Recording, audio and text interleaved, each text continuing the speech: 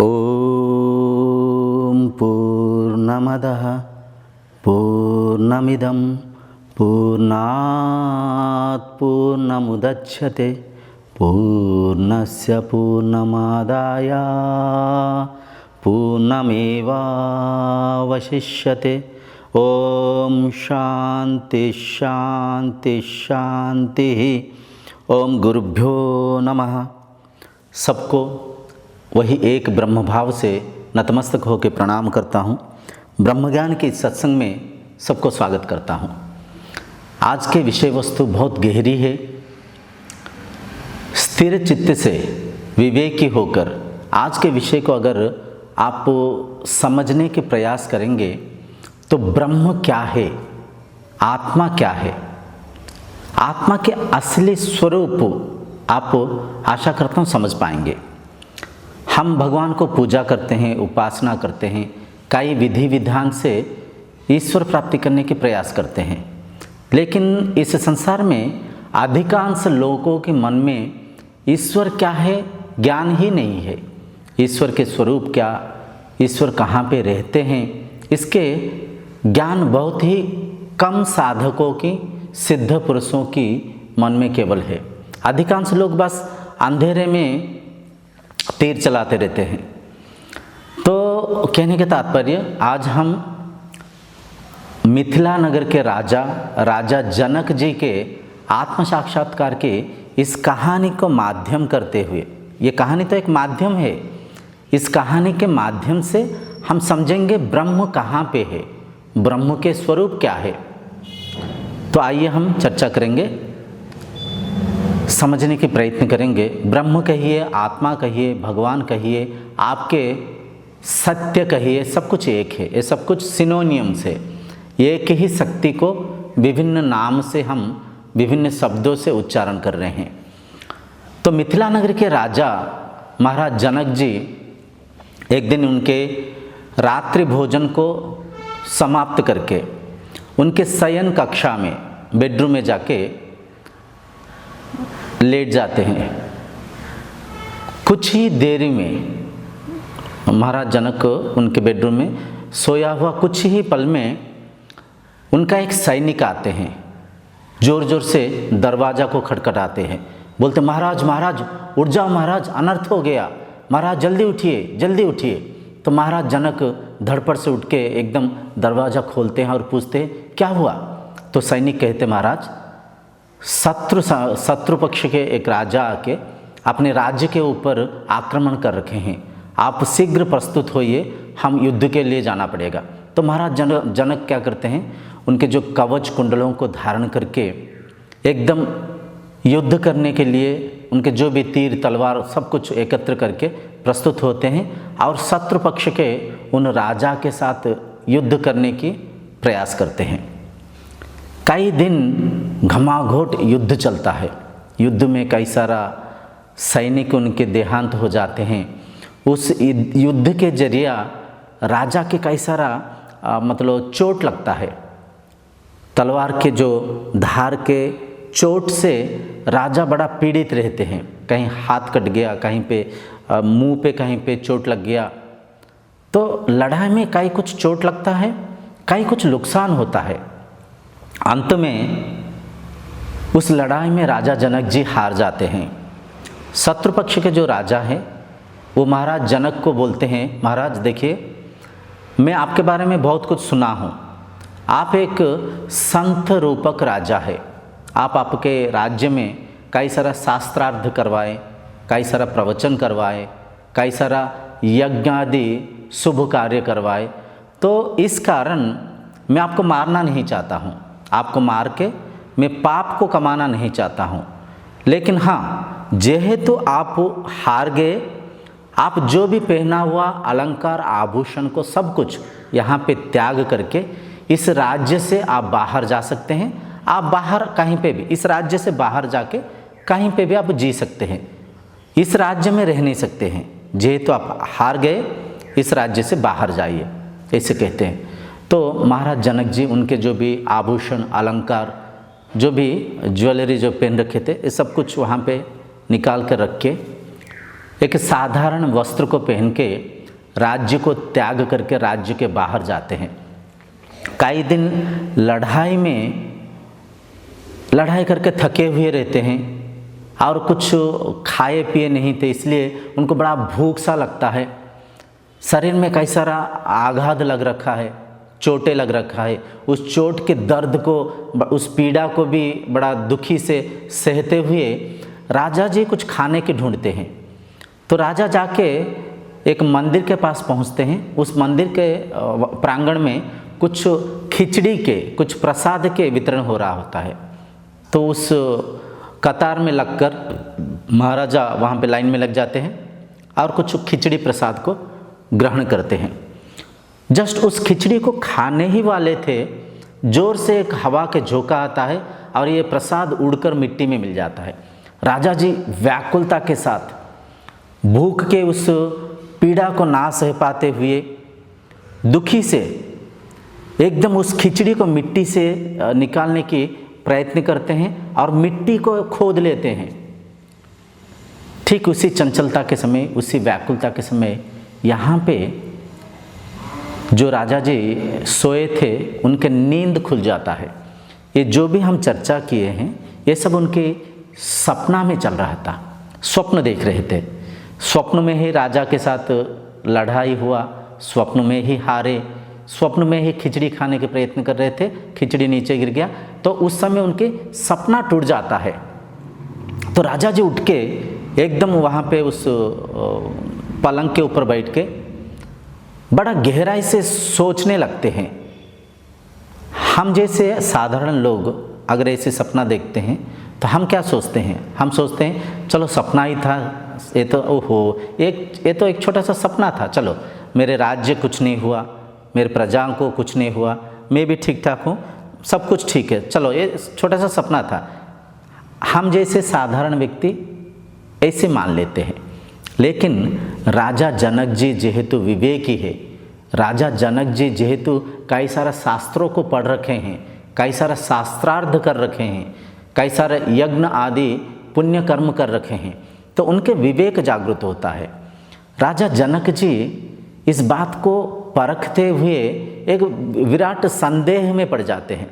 राजा जनक जी उस सपना को देखने के बाद जो कोई भी राजा के संपर्क में आते हैं, हर किसी से एक ही प्रश्न को पूछते हैं, क्या सच वो सपना सच था या ये जो जागृत संसार को मैं देख रहा हूँ ये सच है?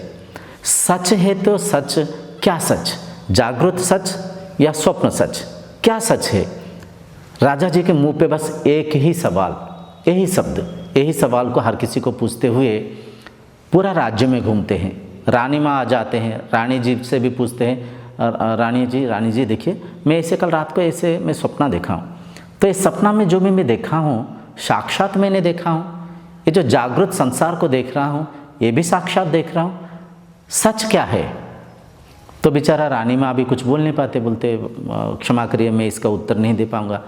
तो अंत में राजा जी एक ऐलान करते हैं, राज्य में जाके वहाँ पे एक ऐलान करते हैं, कहते हैं ऐसे मैंने सपना देखा था और मैं जागृत संसार को भी देख रहा हूँ। उस सपने की, इस जागृत संसार की सत्य को जो भी ज्ञानी, जो भी पंडित मुझे स्पष्ट भाव से समझा पाएगा, जो भी मेरा इस शंका की समाधान बता पाएंगे, मैं उनको कई सारा अलंकार, सोना चांदी से, कई सारा आभूषणों से उनके सम्मान करूंगा, उनके सत्कार करूंगा, उनको कई सारा भेंट दूंगा, ऐसे ऐलान करते हैं।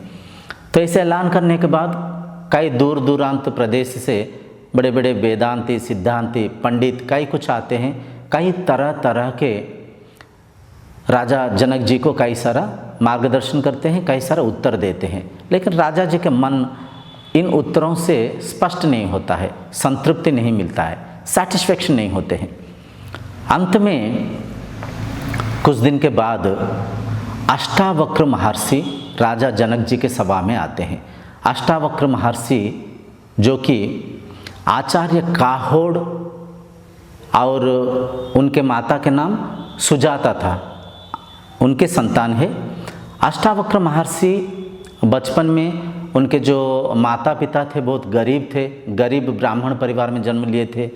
तो उनके माँ की अवस्था ऐसे था कि जब अष्टावक्र महर्षि पेट में थे, गर्भ में थे, उनके माता जी को खाने के लिए कोई पौष्टिक आहार नहीं मिलता है, जिसके कारण अष्टावक्र महर्षि थोड़ा सा टेढ़े मेढ़े से उनके शरीर है, उनके जो शरीर के ढांचा थोड़ा सा वक्र, 8 वक्रता है, ठीक है, थोड़ा सा टेढ़ा मेढ़ा है। जैसे पोलियो आके पैर जैसे मुड़ जाता है, हाथ मुड़ा हुआ सा है, पीठ में थोड़ा सा उनका कोई मुड़ा हुआ है, ठीक है जी। मतलब 8 वक्रता के साथ अष्टावक्र महर्षि के जो शरीर देखने के लिए थोड़ा सा वक्रता के साथ होता है, बांका सा होता है। तो वैसे उस वक्र शरीर के साथ अष्टावक्र महर्षि जनक महाराज के सभा में प्रवेश करते हैं। धीरे धीरे झूलते झूमते हुए चलते हुए आते हैं। उनके उस चाल को देखकर, उनके शरीर की उस वक्रता को देखकर राजा जनक जी के महाराज जो सभा है, उस सभा की जो भी उनकी सभापति, मंत्री, पंडित, जो भी उनके सभा में उपस्थित थे, सब जोर जोर से हंसते हैं, जोर जोर से हंसते हैं, हा हा हा हा हा हा हा हा हा हा करके जोर जोर से उनके शरीर के उस वक्रता को देखकर व्यंग से, अहंकार से सभी हंसते हैं। उनके हंसी को देखकर अष्टावक्र महर्षि उनसे भी जोर जोर से, उनको चैलेंज किया हुआ जैसे जोर जोर से हंस पड़ते हैं। हा हा हा हा हा हा हा हा हा हा हा, ऐसे उनके हंसी को काटते हुए बड़ा जोर जोर से हंसते हैं। तो सभा शांत हो जाता है, हर कोई स्थिर हो जाते हैं। महाराज जनक जी उनके सिंहासन से उठ के खड़ा हो जाते हैं और सिंहासन से नीचे उतर के अष्टावक्र महर्षि से पूछते हैं, हे ऋषिपुत्र, हे महर्षि, आपके हंसी के कारण क्या है?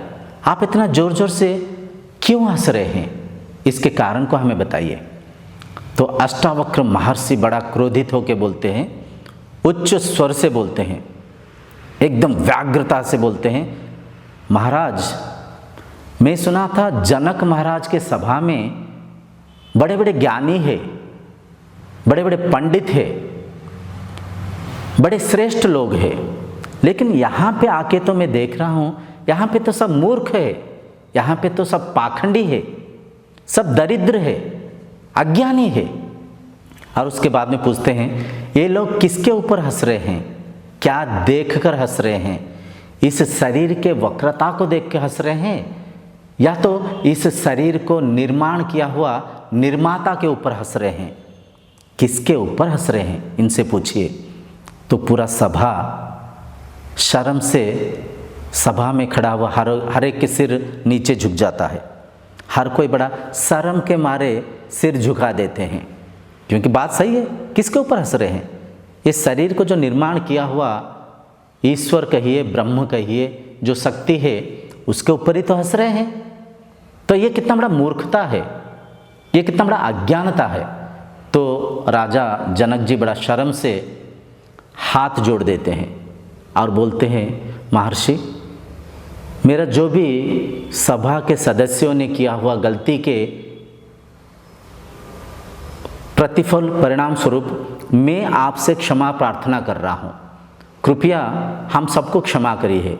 निहायत हम सब अज्ञानी है, निहायत हम सब मूर्ख है। हम सबके शरीर को रचना किया हुआ उस ब्रह्म के ऊपर व्यंग्य भाव से, अहंकार से हंस रहे थे, तो हमें क्षमा करिए। और आप यहाँ पे आने की वजह हमें बताइए, आप क्यों आए हैं?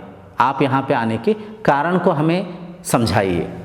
तो अष्टावक्र महर्षि बोलते हैं, हे राजा, आप जो प्रश्न पूछे थे उस प्रश्न के उत्तर देने के लिए मैं यहाँ पे आया हूँ।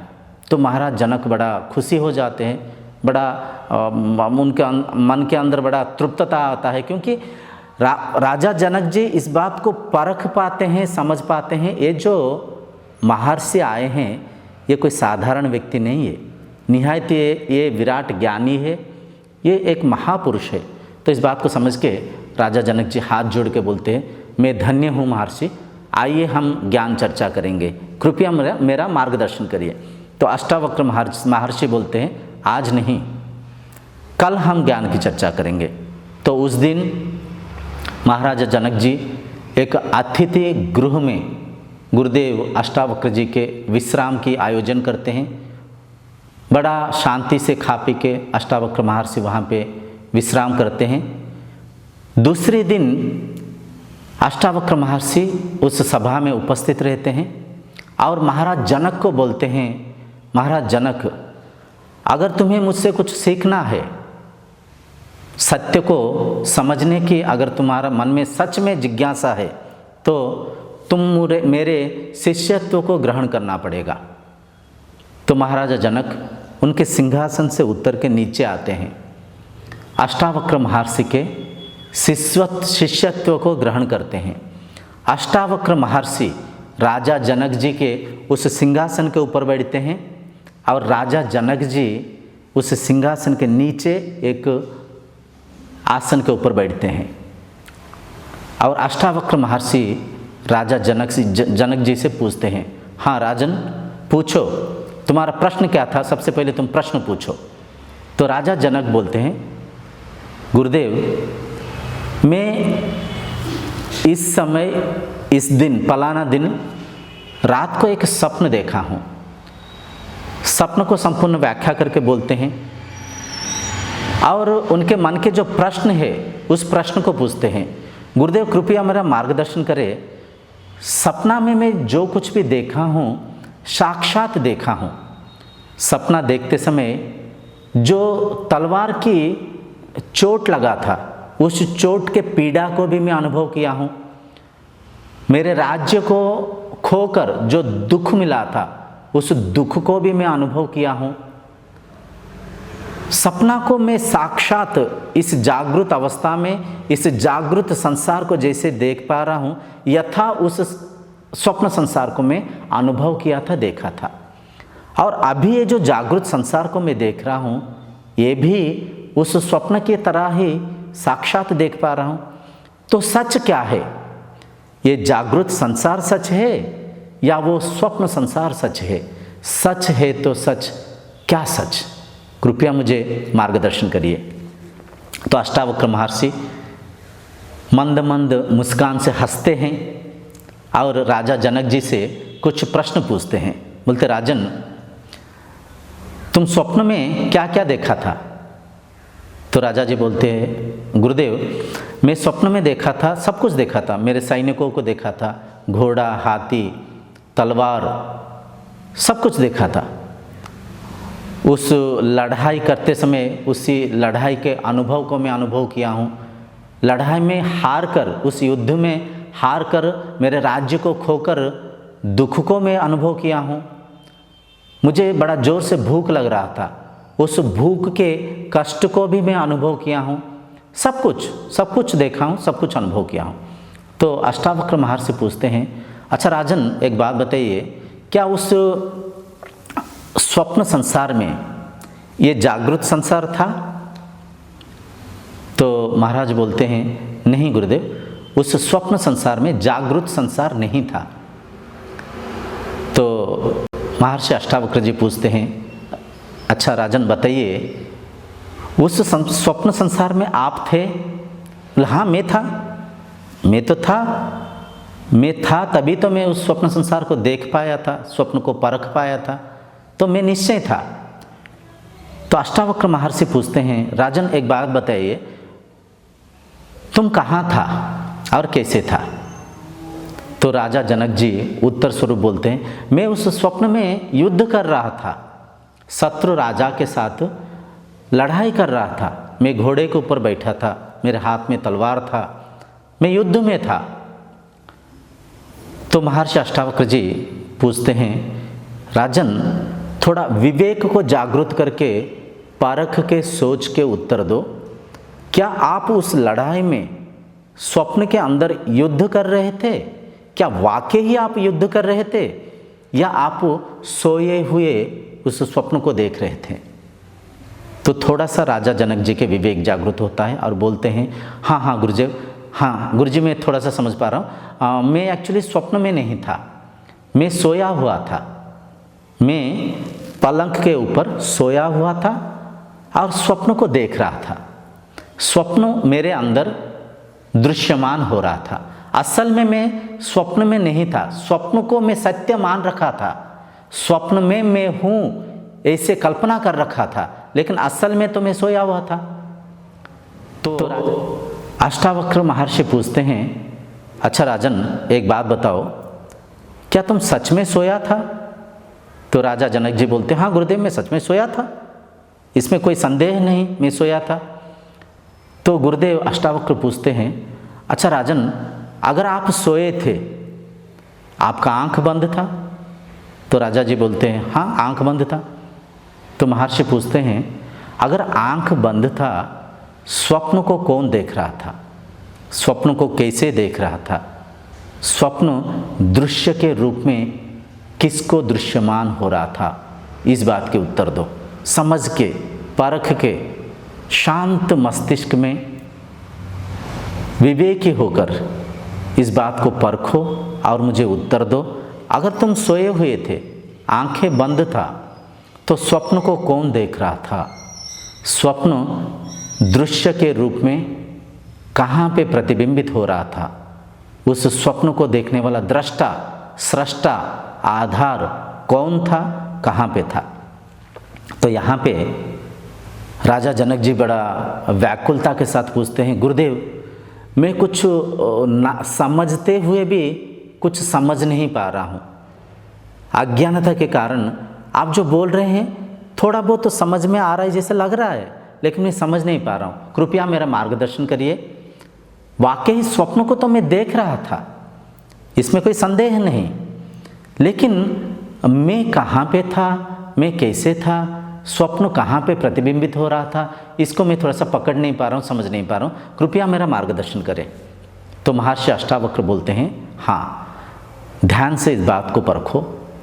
स्वप्न मस्तिष्क में चलने वाला विचार है, वृत्ति है, लेकिन उस मस्तिष्क में चलने वाला वृत्ति को, उस मस्तिष्क में चलने वाला उस विचार को, उस स्वप्न को दृष्टा के रूप में, सृष्टा के रूप में, मन के साक्षी के रूप में, आत्मा के रूप में तुम मन के ऊर्ध्व में रहते हुए उस स्वप्न को देख रहा था। स्वप्न दृश्य था, तुम दृष्टा था, तो तुम मन के साक्षी, तुम मन के दृष्टा, तुम आत्मा हो। आत्मा रूपी आप मन को, इंद्रियों को, शरीर को एक वस्तु के रूप में, एक वस्त्र के रूप में धारण कर रखे हैं, परंतु आप अज्ञानता के कारण स्वयं को ना पहचानते हुए कभी आप मन को स्वयं मान लेते हैं, कभी आप इंद्रियों को स्वयं मान लेते हैं, कभी आप शरीर को स्वयं मान लेते हैं।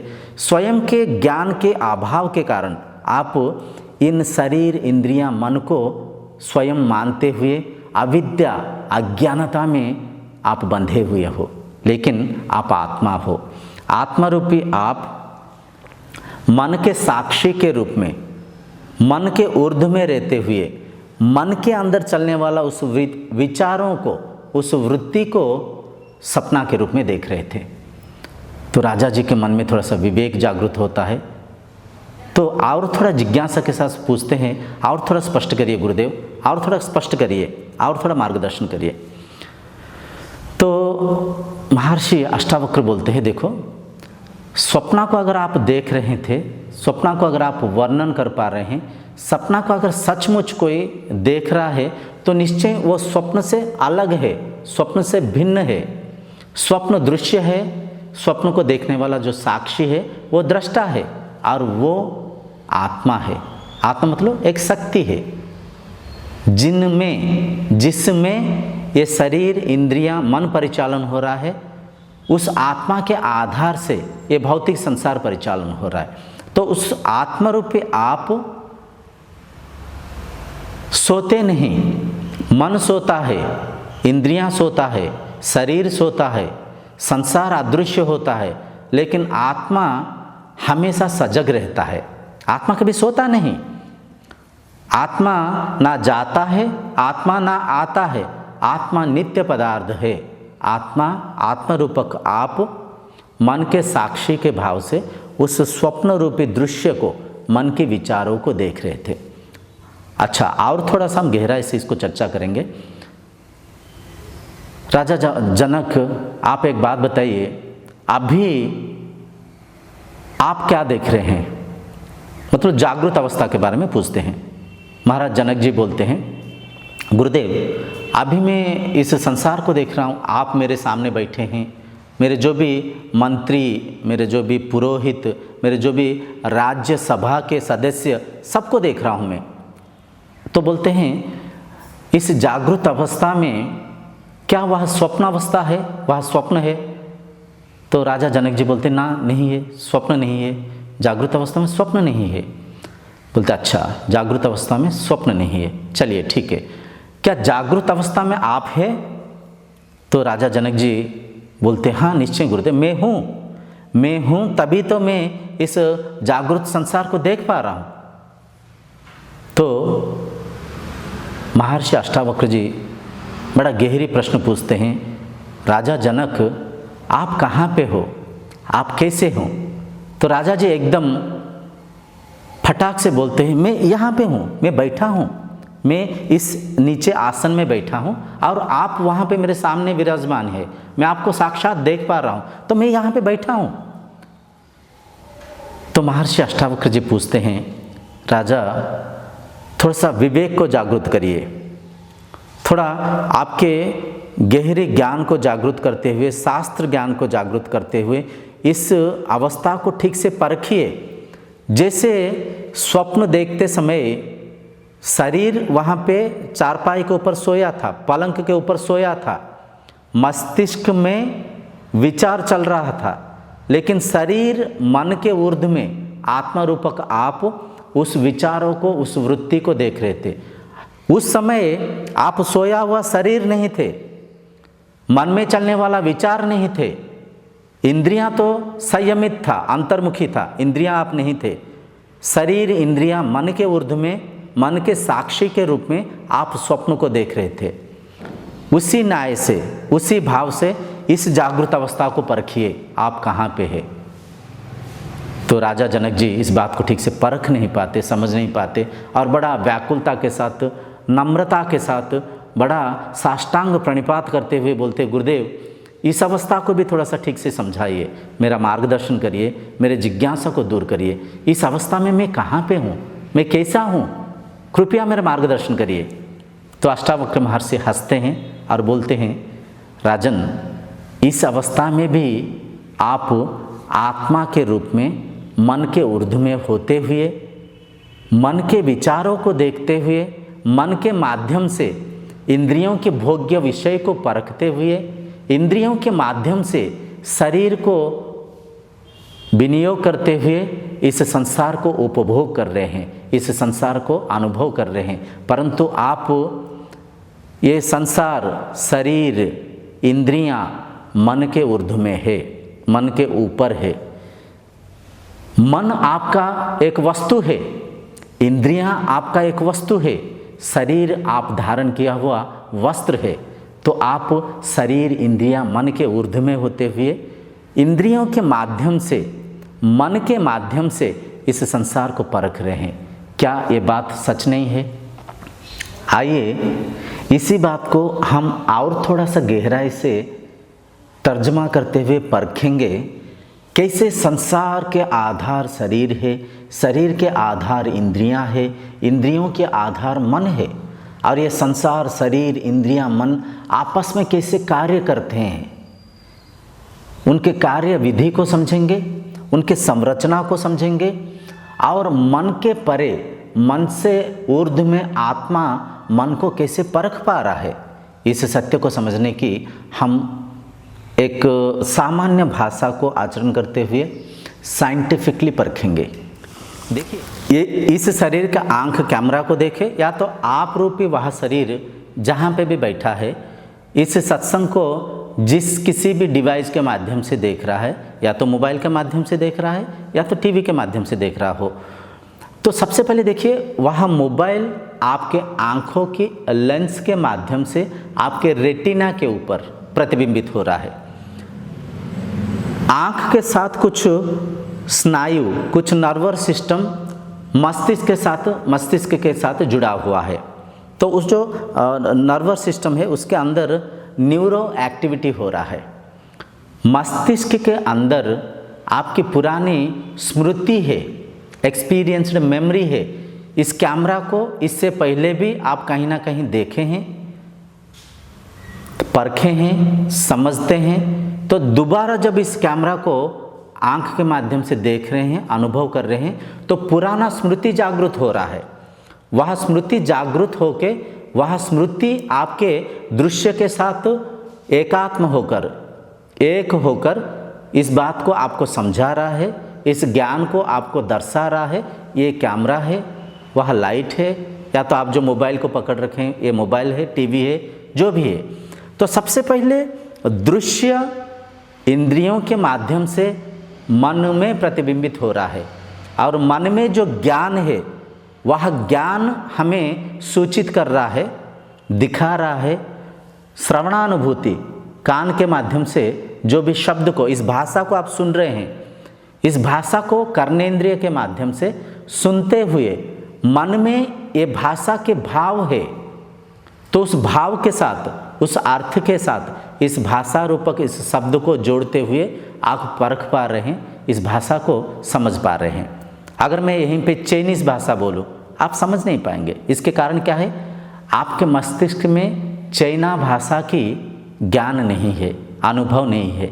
तो इस प्रोसेस को ध्यान से अगर आप परखेंगे, सुनना भी एक अनुभव है, देखना भी एक अनुभव है, चखना, रुचि, मीठा लग रहा है, खट्टा लग रहा है, कड़वा लग रहा है, तीखा लग रहा है, ये भी एक अनुभव है।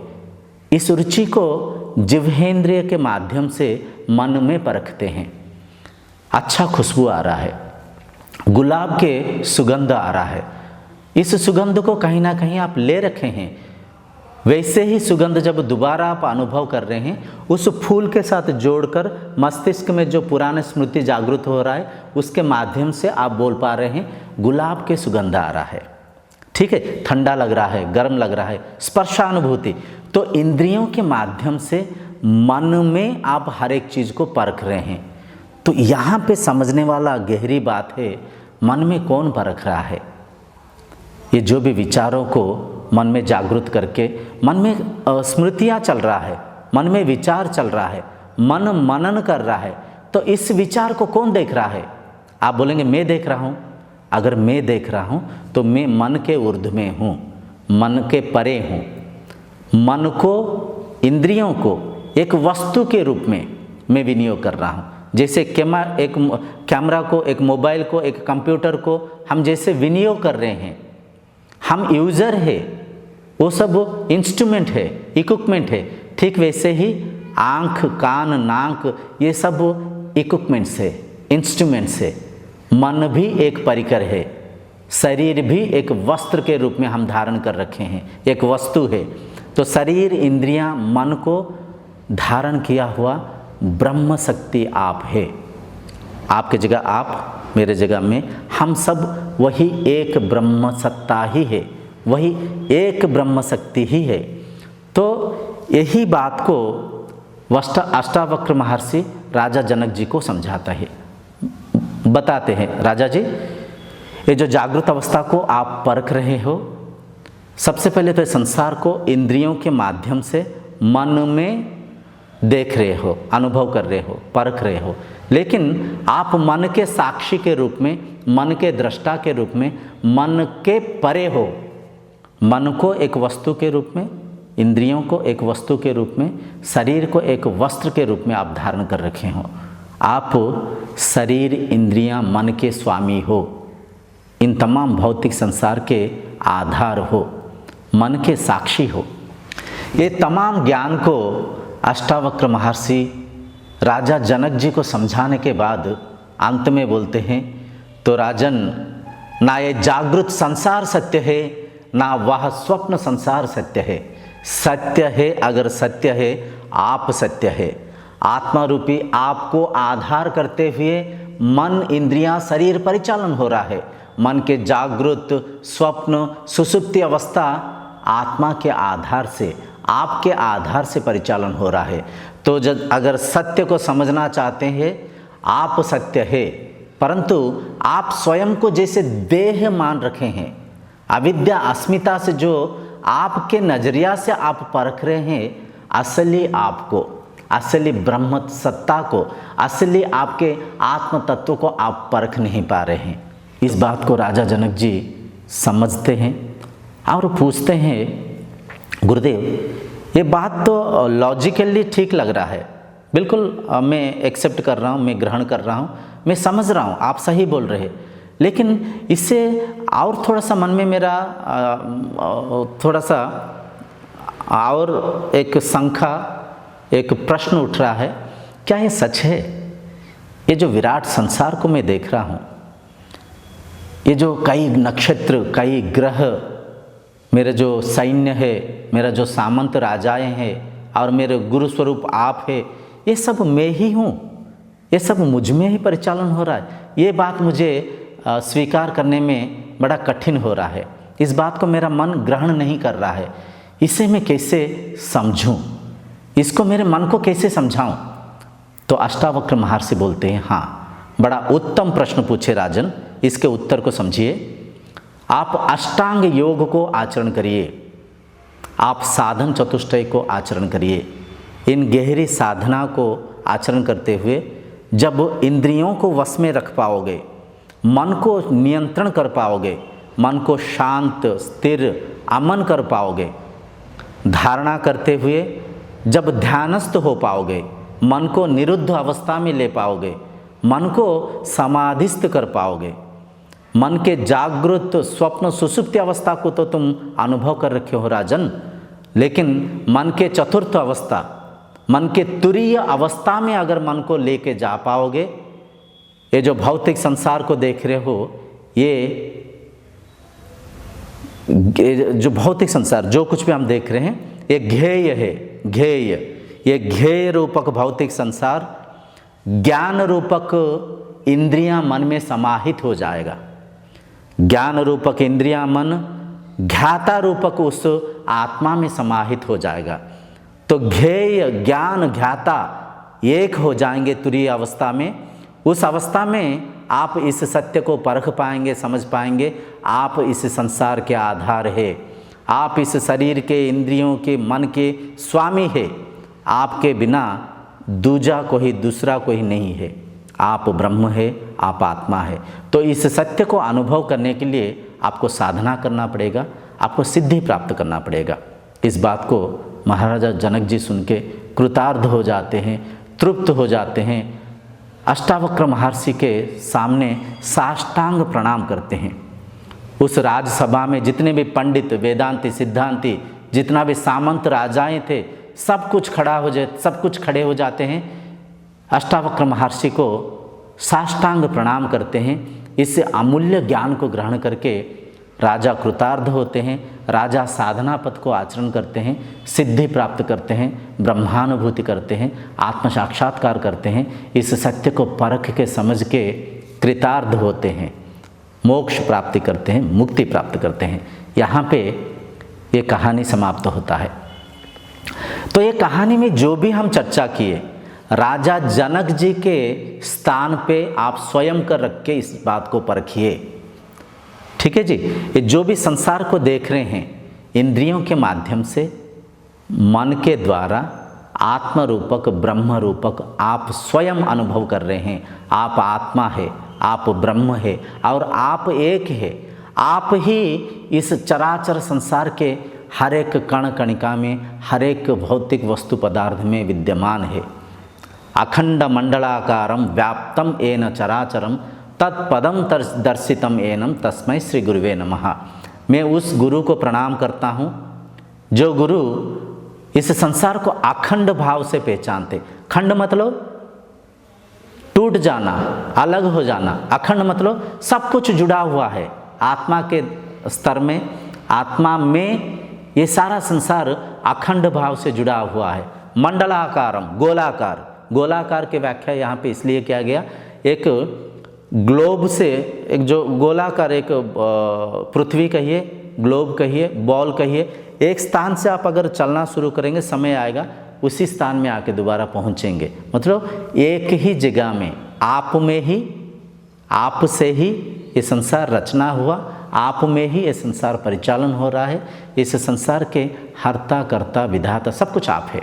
अखंड मंडलाकारम व्याप्तम येन चराचरम, चर में भी वह ब्रह्म है, अचर में भी वह ब्रह्म है, सजीव में ही वह ब्रह्म है, निर्जीव में भी वह ब्रह्म है। मतलब आपके आधार से निर्जीव रूपक यह शरीर, इंद्रियां, मन, पहाड़, पर्वत, सब कुछ के अनुभव, सब कुछ के परिचालना, सब कुछ के सृष्टि, सब कुछ आप में दृश्यमान हो रहा है।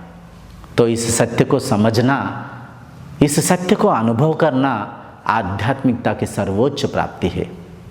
आज के इस सत्संग को यहीं पे विराम देंगे। आगामी सत्संग में हम और कई सारे ऐसे गहरे ज्ञान को चर्चा करते हुए समझेंगे, मैं ब्रह्म हूँ, मैं आत्मा हूँ, मैं अजर हूँ, मैं अमर हूँ, मैं अविनाशी हूँ। मैं मतलब मेरे जगह आप स्वयं को रखते हुए इन तमाम गहरी चर्चा को परखिए, समझिए। आज के सत्संग को यहीं पे विराम देंगे। ओम शांतिर्भवतु। ओम गुरुभ्यो नमः।